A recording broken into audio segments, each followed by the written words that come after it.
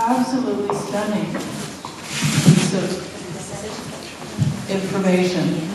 This really helps clarify for me some of the bovine fecal material I've been reading. It's really enlightened me in terms of approaching this material, and I want to thank you for that and for informing everyone in this room. We're going to hear next from Dr. Helen Caldicott. Some of you heard Dr. Caldicott this afternoon. She is trained as a pediatrician originally and set up a clinic for cystic fibrosis in Australia, and has taught pediatrics at Harvard Medical School in Boston. She has gradually moved over to addressing the nuclear issue because she has become so concerned about it. And without further ado, I will let Helen begin speaking. She's written a number of books, which she has here, and I'm going to use this. You are? I'm sorry. Do you have any? Yes, I'll get them.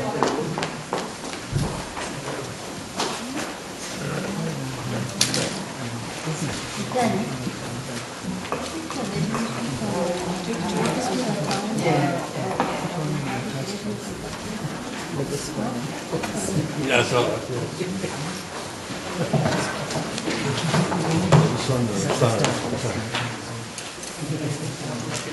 And a rubber. Eraser.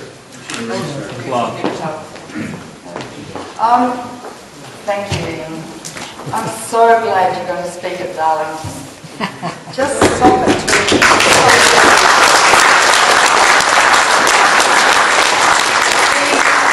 The commissioners are quite open. There's an Indian-looking guy. He understands genetics. There's a very nice Frenchwoman who's very intelligent. The chairman is totally charming. I'm not quite sure if he's being a politician or he's taking it in. But they had the gall to say, well, we measure tritium exposures to our workers and we keep it very low. And I'd already said that nothing stops tritium escaping except gold. And they said, no, they wear suits and they wear masks. And I said, so are the suits made of gold? I mean, they're just so pathetic. I've never heard such rubbish spoken by any people. It was totally irrational and made no sense and did not once address the issue. So they're wicked. Yeah. And they know it. And scare their pants off. I talked about testicles, they didn't like that. Alright. Well, I did a whole nuclear talk today and it's a bit boring, so you've just done. But I just want to show this map here. And I haven't learned the latest today from Fukushima. Does anyone know what the latest is? What? Yeah, well, Newfoundland. Yeah, I saw plume maps which were constructed from the radiation detector monitors that are so sensitive, set up to detect people who are testing weapons when they shouldn't be. And they're measuring this radiation. It's actually moved right around now to Sweden. So it's gone to the east coast of Canada and Boston, and it's spreading quite widely, and now it's being found in Europe and Sweden. My family, my son and grandchildren are in Boston, and I really am starting to think they need to fly out to Australia, because the air masses in the southern hemisphere and the northern hemisphere tend not to mix. I can't see any end to this accident. These people, well, I said they're dead men walking, going into the reactors to try and stop them melting down and the like. But I don't know where it's going to end, and I can't imagine how many millions of cases of cancer that's going to happen. And if the wind turns and blows south over Japan, and they suffered Hiroshima and Nagasaki, this is a tragedy beyond compare. It's a if it really goes on, it's a nuclear war without the explosions. And I've often said it's going to take a major meltdown to stop the nuclear industry. I believe this will stop the nuclear industry and uranium mining, I think. But then we've got nuclear weapons. And we can't retrospectively look back if we have a nuclear war and say, well, you know, this is going to stop nuclear weapons because we won't be here. So this is the inevitability of this happening was so obvious to all of us who are scientists and understand. I mean, human beings are fallible. We've developed technology with which we have to be totally infallible. And there was a study done after the Challenger crash, and the study was in very, very complex systems, and there's a sort of a tree probability analysis, that almost always something will go wrong in a very complex system. And what happened was the O-ring, which was sort of made of, I don't know, rubber, and they knew they probably shouldn't launch it because it had been freezing the morning of the launch. But they'd launched it before when the temperature was quite cold, but not freezing. So they launched it, and the O-ring didn't work, and the Challenger blew up. Classic, absolutely classic of the idiocy of human beings. We're actually run by our reptilian midbrains, and we use our neocortex to justify what we want to do, and that's exactly what the nuclear industry is doing. And it's time to take them on for the front level. I'm sick of being polite now. After Fukushima, I just think, well, we've got to stop being nice, we've got to get stuck into our passions, and we've got to act from our truth and our gut. And we've got to speak the truth, and we've got to get out there and take over Parliament House, and that stupid Harper who knows nothing, and I don't know if Ignatius knows more or less.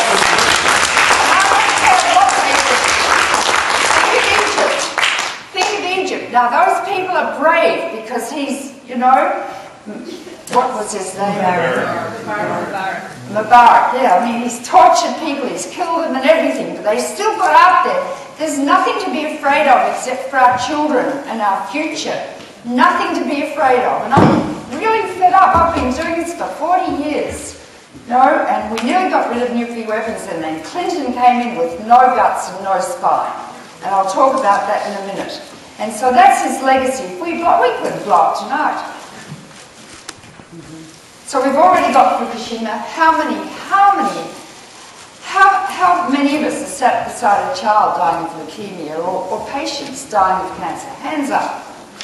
Come on, all the doctors. It's absolute, and we nearly kill a child to try and save it, you know, and they become bald and I don't know. And then the nuclear industry accused me of being emotional. Oh, you mustn't be emotional. Oh, I mean, until their child is dying of cystic fibrosis, and they fall into my arms weeping, or until they're dying on their deathbed, and they recant and tell me all the wicked things they've done, and their soul opens up like a rosebud, because now they're right at the coalface. Only then do you see the beauty of their souls. So the psychic numbing apparatus is most extraordinary, and it seems to be about power and money. This is a map of Europe, and it really doesn't say much compared to what's happening in Fukushima now, but of course there's Chernobyl. The wind changed 360 degrees in the first 24 hours, but it burnt for over 10 days.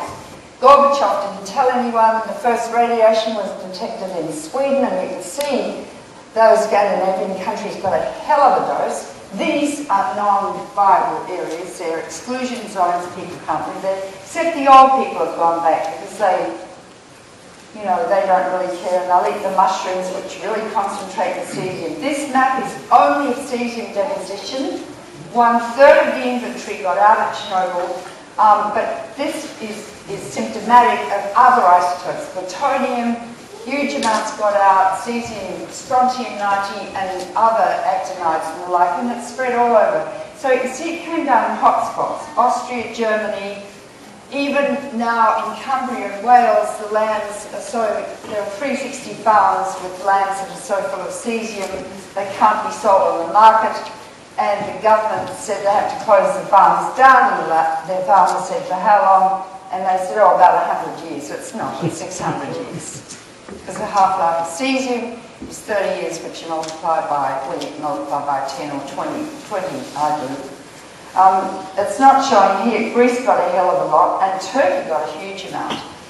Turkey was so annoyed with Russia, it said, and got a huge dose, it picked all its tea and sent it back to Russia, so the Russians could have the joy of the radioactive tea.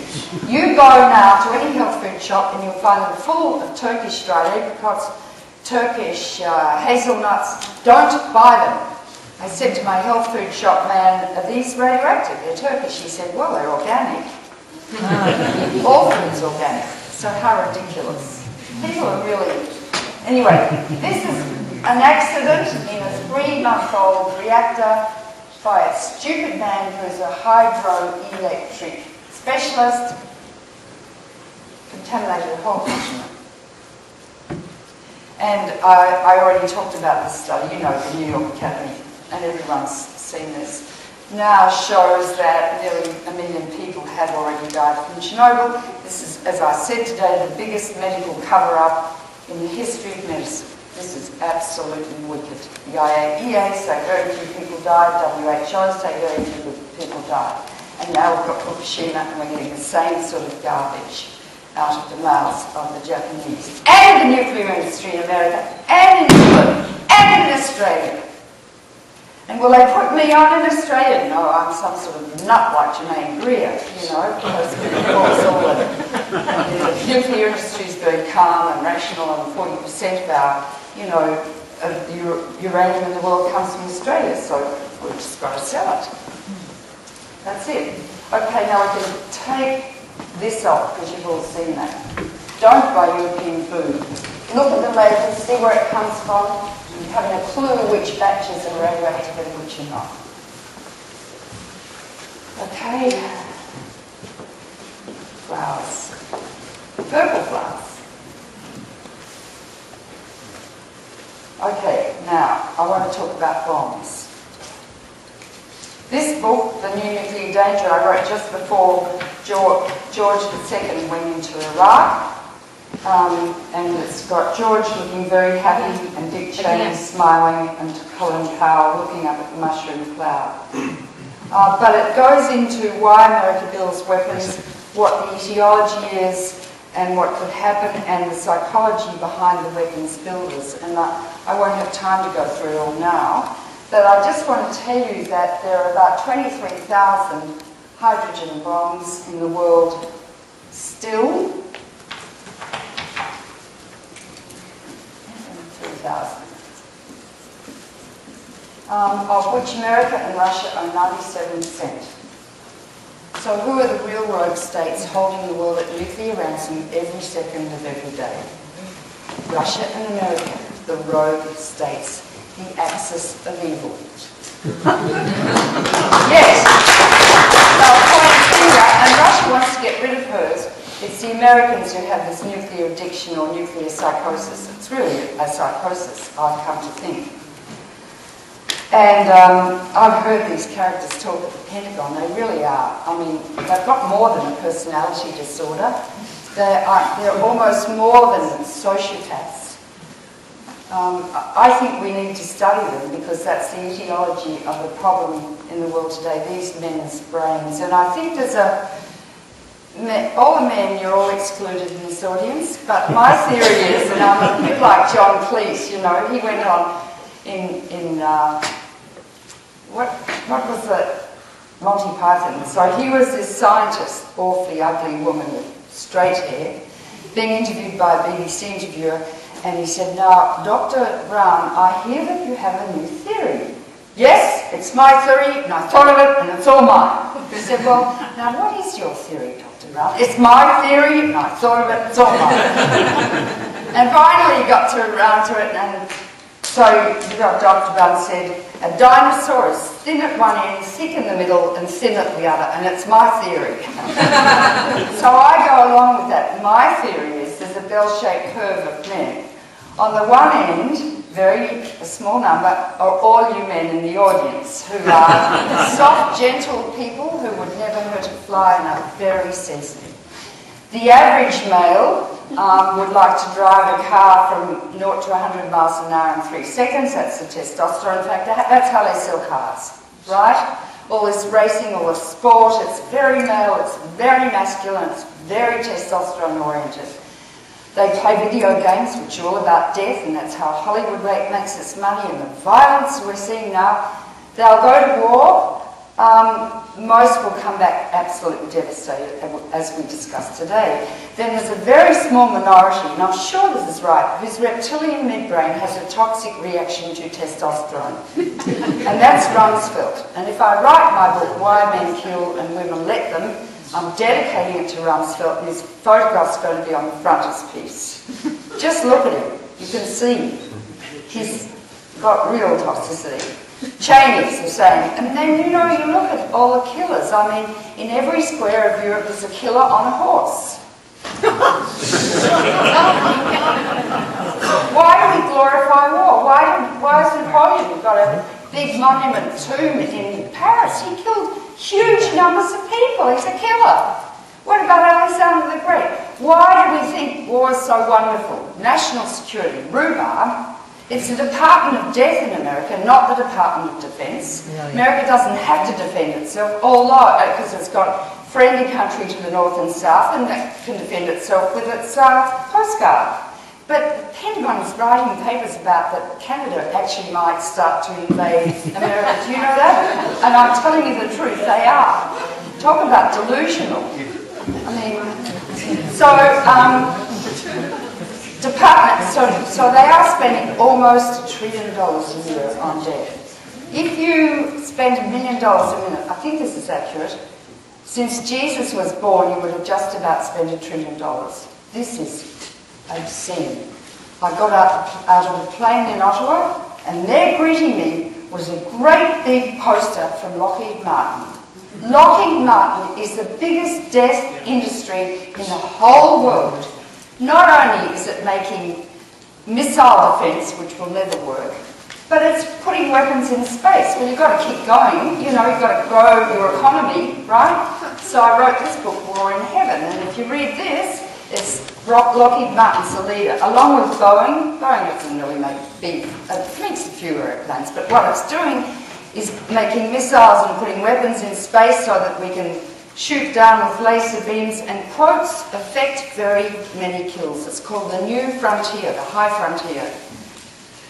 And that destroyed the other enemy satellites. America doesn't have any enemies.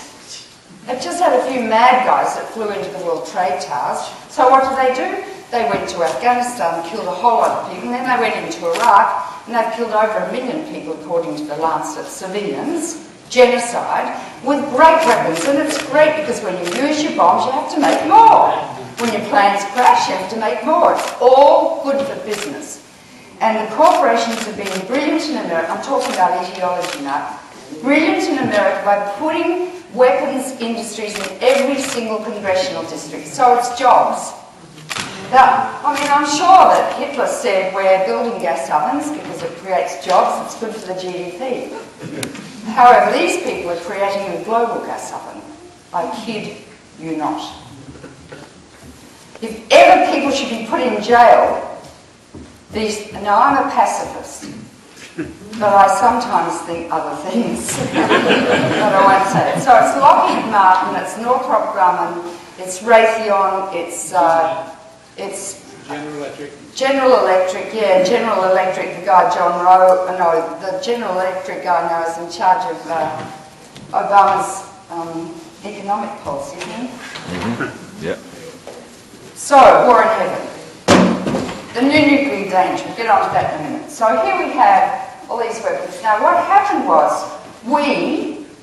the anti-nuclear movement in the 80s, that was the second American Revolution. They had the Civil War or whatever. Oh no, they killed the redcoats, that's right. The shot that was heard around the world, that's right. And then we led the movement, the physicians in America. When I first went there, everyone said, and it was 1978, it's better to be dead than red. I said, really? You want to be dead? Yeah, we don't want to be communists. When I first went to America in 66, The first thing the immigration man said to me is, "Are you a communist?" I didn't even know what a communist was. So, yeah. I said, "What about the pygmies in Africa? They'll be killed too." And they said, "Yeah, no, they don't want to be communists either." So we got together our positions and we started doing the bombing runs. The first one was held at Harvard, and we got ex-Manhattan Project guys like Kistiakowsky and Jerry Wiesner and Philip Morrison, wonderful men who in fact developed nuclear weapons. And they talked and doctors talked for 2 days. And the media came to us and said, "What are doctors talking about nuclear war for?" And we said, "Well, it's medically contraindicated. It'll create the final epidemic of the human race." Really? So then there would be a map of Boston on the front page of the Boston Globe with the concentric circles of vaporization out to 5 miles, third-degree burns up to 20 miles radius, people turned into missiles sucked out of buildings travelling at 100 miles an hour, caused by 500 miles an hour winds, and a huge firestorm of 3,000 square miles enveloping the whole of Boston area. And the Pentagon doesn't take fire into its calculations when they calculate the damage of nuclear war. All they take in is blast. And so the bishop would get up in the morning, or the cardinal, and to look at the map and say, "Jesus wouldn't like this." And all sorts of people got involved. So from physicians for social responsibility were cloned or metastasized, architects for social responsibility, real estate agents, because they said nuclear war would be bad for real estate, businessmen against nuclear war, artists against nuclear war, historians, because it would destroy history.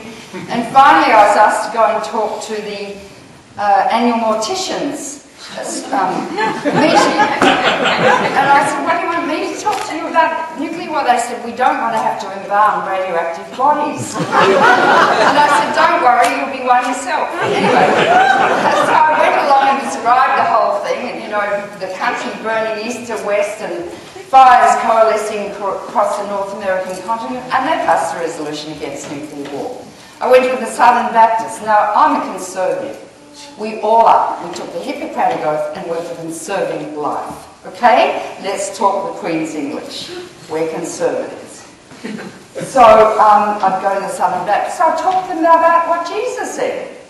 Love thine enemy, do good to those who hate you, covet not thy nation's good, thy neighbour's good. So I mean, he said everything. So it was very easy. And they'd love that. And I went to the Mennonites, I went to the, who are the people in Salt Lake City? Mormons. This old guy was 97, he was in charge of the Mormon church, but Reagan wanted to put the MX missile with 10 hydrogen bombs on it on railway lines in Utah. So I went and talked to him. Well, the Mormon church, they banned the MX on railway lines. You know, I went to talk to 30,000 Methodist women about the medical effects of nuclear war. They rushed back to their churches and said, "What are we doing about nuclear war?" And the ministers knew nothing. They wrote a pastoral letter against nuclear war. So in 5 years, from most people supporting the concept of nuclear war, 80% of Americans opposed it. And it was peaceful, sagacious, Gandhian, and exciting. That was indeed the Second American Revolution, which is not really written about in history books yet. And that did, and then I went to see Reagan. I met his daughter Patty at the Playboy Mansion, because Hugh Hefner was there with the, you know, the Playgirl of the Year, and they were the film stars, and I had to give a talk along with Paul Newman about nuclear war, because he was excerpting a book called With Enough Shovels. And what was his name? Jones, in FEMA, Federal Emergency Management Agency, said, "If we've got enough shovels, we're all going to make it." And so as the bomb was coming in, you get out your trusty shovel, and you dig a hole 6 feet long, 3 feet wide, and you get in the hole, and you put 2 doors on top and dirt on top, and he said it's the dirt that does it, quote unquote. So that was being excerpted in Playboy, and someone said, "Who puts the dirt on top of your hole when you've got the hole?" And someone said, "Your mother-in-law does." And then they had a evacuation plans on day one, you know, as the attacks coming, all the odd number plates fled from Boston and went to some little town in Vermont.